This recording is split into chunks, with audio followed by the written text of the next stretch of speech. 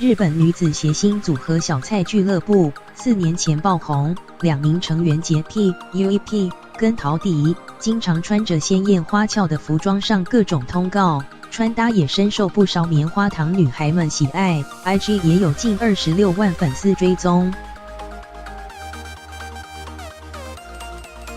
近日两人上网路节目访问时，自曝平常花钱如流水，光是午餐就能吃到1万日币，约2800台币，引起网友批评太浪费。小菜俱乐部日前上 ABEMA TV 网路节目《小牧史做的丑女电视》时，两人自曝花钱如流水，尤其是美容保养更是不会手软。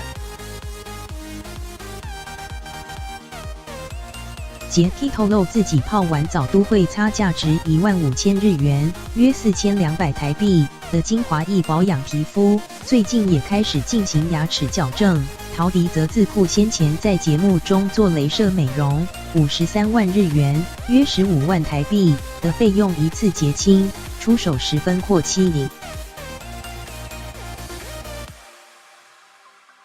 小菜俱乐部还表示，两人吃午餐一个人都能花上1万日元，因为中午套餐常常没有喜欢的菜色，所以干脆选择单点，而且他们会好几次都由其中一个人付，之后再换另一个人付钱，这样会感觉好像没在付钱一样。